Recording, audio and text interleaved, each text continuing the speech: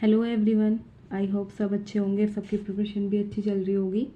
और बाकी रिज़ल्ट आ गया है तो रिज़ल्ट आ चुका है, काफ़ी टाइम हो चुका है। तो जिन बच्चों ने ड्रॉप लेने का सोचा है उनका थोड़ा बैकलॉग भी हो गया होगा। तो उसके अकॉर्डिंग मैं आपको थोड़ा टाइम टेबल बताऊंगी जो मैं फ़ॉलो करने वाली हूँ। और हाँ, सब पूछते हैं कि कौन सा ड्रॉप है, कहाँ से किया, क्या चीज़ है। इस पे मैं एक फुल डिटेल अपनी स्टोरी बताऊंगी कि मेरा असल में मेरा ये थर्ड ड्रॉप है जो मैं ले रही हूँ। और रिज़ल्ट की बात रही, सब पूछते हैं रिज़ल्ट कैसा रहा। तो जाहिर सी बात है, रिज़ल्ट अच्छा नहीं था मेरा। अच्छा मतलब नहीं था, 500 समथिंग रह गए मेरे नंबर। तो उसके बारे में मैं डिटेल आपसे बात करूँगी। बाकी मेरा फर्स्ट ड्रॉप जो था मैंने यकीन 2.0 से किया था ऑनलाइन। सेकंड में मैंने ऑफलाइन भी किया था, ऑनलाइन भी किया था, मतलब मेन तो, बट वो चीज़ मैं नहीं कर पाई तो मैंने ऑनलाइन ही ज़्यादा किया था। ऑफलाइन भी किया था मैंने, उस पर भी मैं बताऊँगी आपको। और थर्ड जो कर रही हूँ मैं, यकीन 2.0 से ही कर रही हूँ मैं। टेस्ट सीरीज़ में ऑफलाइन ज्वाइन करूँगी, बाकी मैं यकीन 2.0 भी दूँगी। और उसके अलावा जो भी आगे चीज़ें होंगी वो मैं बताती रहूँगी आपको। बाकी जो मैं टाइम टेबल अभी, अब बहुत से लोग हो रहे थे बोल रहे थे कि ऑनलाइन हमें टाइम टेबल, मतलब ऑनलाइन का क्या होना चाहिए, कैसे मैनेज कर रहे हो आप, ऑफलाइन कैसे कर रहे हो। तो वो सिर्फ मैं अपने अकॉर्डिंग या थोड़ा आपका देखते हुए तो मैं आपको वो चीज़ें बताऊँगी। फिलहाल मैं आपको इसमें टाइम टेबल बताऊँगी। और ये मैंने बाय ट्रैकर बनाया है चैप्टर वाइज, तो इससे हमारी काफ़ी हेल्प हो जाएगी, क्योंकि पिछले साल भी इसने मेरा बहुत ज़्यादा हेल्प की थी, बहुत ज़्यादा। ये बायोलॉजी का है, ये केमिस्ट्री का मैंने किया है, और ये फिज़िक्स का है। बाकी आप अपने अकॉर्डिंग, अपने टीचर के अकॉर्डिंग बना सकते हैं, बहुत अच्छा आपको हेल्प हो जाएगी। बाकी मैं इनके फ़ोटोज़ आपको दे दूँगी। अगर हम बात कर रहे हैं टाइम टेबल ऑनलाइन की, अगर ऑनलाइन की बात करें तो आप सबसे पहले ये करो कि एनसीईआरटी तो जाहिर सी बात है मेन है, जो पढ़नी ही पढ़नी है।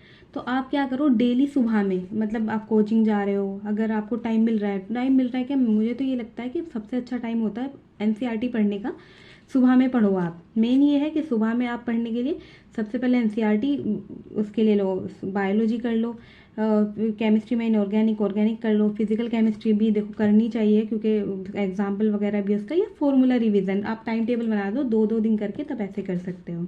उसके अलावा यकीन 2.0 में क्लास चलती है तो बेस्ट यही रहेगा, आप रिकॉर्डेड ना लेके लाइव क्लास ही लो। आप रिकॉर्ड ना लेके लाइव क्लास ही लो, क्योंकि लाइव क्लास में ये फ़ायदा हो जाता है कि हमारा ना एक डिसिप्लिन के साथ हम क्लासेस कर लेते हैं। और अगर हम बात करें रिकॉर्डेड क्लास की, तो जाहिर सी बात है वो 2 घंटे भी 4 घंटे में लग जाते हैं और हमें पता भी नहीं चलता। तो यही है कि आप 8:30 के बाद, यानी 8:45 से क्लास स्टार्ट होती है, 3 PM तक क्लास करो। उसके बाद थोड़ा रेस्ट लेके 4 से 8 तक जो क्लासेस में किया है आपने, जो आपको ऑनलाइन क्लासेस में किया है, उसका रिवीजन कर लो, उसके क्वेश्चन प्रैक्टिस कर लो, असाइनमेंट मिलते हैं, ये सब कर लो आप। उसके अलावा आपका जो नेक्स्ट, मतलब जैसे संडे में टेस्ट आने वाला है, ये 1 वीक बाद, 2 वीक बाद, तो 9 से 10 से 11 तक लगभग, क्या मैं यही कहूँगी कि आप, क्योंकि जितना ज़्यादा पढ़ाई करोगे उतना बेस्ट रहेगा। ठीक है, हार्ड वर्क अब तो करना ही पड़ेगा, सीबीटी मोड हो गया है। तो 9 से लेकर 11 तक आप ना, या तो टेस्ट का जो सिलेबस है, अगर आपका बैकलॉग नहीं है तो टेस्ट का जो सिलेबस आने वाला है उसका रिवीजन करो, उठाओ के कौन कौन से चैप्टर है। उसके अलावा क्लास क्वेश्चन ये सब कर लो। अगर आपका बैकलॉग है तो वो टाइम आप बैकलॉग को दो और बैकलॉग कवर करो। अगर हम बात करें उसके ऑफलाइन की बात करें हम, तो ऑफलाइन में ये है कि आप वही सेम कि सुबह में 1 घंटा तो आपको वही शुरुआत में 1 घंटा, तो जब जैसे जैसे आप टाइम मैनेज करते रहो तो आप उसको कंटिन्यू कर देना। उसके बाद वही ऑफलाइन जा रहे हो, ऑफलाइन क्लासेस लो, फिर वही आके थोड़ा रेस्ट करके क्वेश्चन प्रैक्टिस मॉड्यूल जो भी आपको मिलते हैं वो करो। और टेस्ट यह है या बैकलॉग है तो आप ऐसे टाइम दो। अगर मैं आपको बोलूँ बायो के लिए, तो सेम टीचर से आप पढ़ रहे हो, एनसीईआरटी करो, नहीं है ज़रूरत अलग से, क्योंकि वहाँ से पढ़ के आ रहे हो या अलग से लेक्चर देख रहे हो तो फिर नहीं कोई मीनिंग बनता। आप क्या करो, बायो के लिए सेम टीचर को अपने जो भी फॉलो कर रहे हो उसको फॉलो करो, और फिर एनसीईआरटी पढ़ो और क्वेश्चन प्रैक्टिस करो, ये काफ़ी है।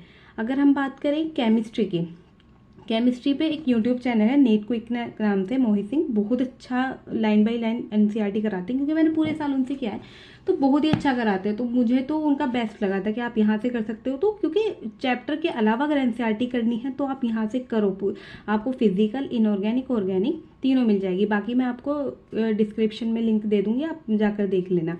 बाकी एक फिजिक्स का भी नया चैनल मैंने देखा, और एक ही यूनिट डायमेंशन की समरी डाली है उन्होंने, तो आप ये चैनल ज़रूर निकाल के देखना, अच्छा है। मुझे, मैं कोई किसी का बोल नहीं रही कि अच्छा है इस तरह, या थोड़ा कहने के, बस मुझे अच्छा लगा कि हाँ, मैंने थोड़ा देखा तो मुझे सही लगी वो।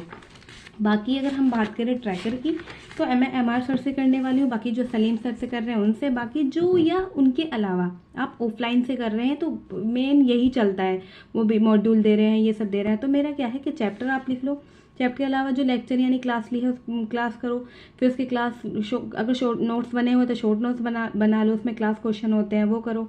उसके अलावा DPP या मॉड्यूल मिल रहे हैं तो वो कर लो, और NCERT मैंने बताया आपको तो समरी तो करो ही करो आप। और हमें संघर्ष असाइनमेंट मिल जाते हैं, आपको प्रैक्टिस शीट मिलती है वो कर लो, रेप्लिका टेस्ट मिलते हैं हमें तो वो करना है। जो रिवीजन है आपको को कम से कम 2-3 बार तो करना ही करना है, मतलब फॉर्मूले हो तो आपको बनाना ही बनाना है, फॉर्मूला शीट ये इस तरह। उसके अलावा जो टेस्ट है वो देना ही देना है। अगर बात करें हम केमिस्ट्री की तो सेम ही हो गया, लेक्चर हो गया, शॉर्ट नोट्स हो गए, DPP NCERT, रेप्लिका शीट जो प्रैक्टिस शीट मिलने वाली है वो। और हाँ, इनऑर्गेनिक ऑर्गेनिक केमिस्ट्री में मैंने आपको बताया था, NCERT को तो वहीं से बता दिया मैंने आपको। और अगर हम बात करें शीट की इनऑर्गेनिक ऑर्गेनिक में तो वो सर अलग से देते हैं, जैसे ऑर्गेनिक केमिस्ट्री में सर PCS देते हैं, मुझे नाम नहीं याद आ रहा, यही होता है। रिवीजन करो और टेस्ट करो। और अगर हम बात करें बायो की, तो बायो के लिए सबसे बेस्ट यही रहेगा कि आप लेक्चर करो, नोट्स बनाओ, नोट्स बने हुए हैं तो सीधा NCERT को लेके बैठो। उसके अलावा PYQ तो करने ही करने हैं, बेस्ट है। और हाँ, अभी मैं आपको बताऊंगी PYQ करने हैं, उसके साथ डिवीजन देना और टेस्ट। अगर आप बात करें कि आप यहाँ पे JMN के PYQ क्यों नहीं लिखे हैं, या उसके अलावा इन दोनों में, इसलिए वो मैंने इसलिए नहीं लिखे क्योंकि जो टीचर्स होते हैं ना हमारे, वो सारे ही PYQ ये JMN के NCERT सब क्लास क्वेश्चन एक ही हमारे लेक्चर में करा देते हैं। तो ये है कि आप जब लेक्चर कर लो ना, जो क्लास क्वेश्चन होते हैं तो उनको रिवीजन करना है, उनको रिवीजन जो नहीं बन रहे उनको करो तो वहीं से हो जाता है। उसके अलावा आप लिख लेना PYQ JMN ये तो करने ही करने हैं अलग से, बाकी मतलब वही हो जाता है, मैंने इसलिए नहीं लिखेंगे। मैंने देखा है कि 2 अगस्त को टेस्ट है, ऑनलाइन वालों का भी 2 अगस्त को टेस्ट है, तो आपको मैं दिखाती हूँ। तो मैंने पूरा वीक का एक शेड्यूल बनाया है कि हेल्थ चैलेंज के पूरा मतलब वीक जो है, मतलब उसमें मैं 12 मतलब कोशिश करूँगी 12 घंटे पढ़ाई करने की।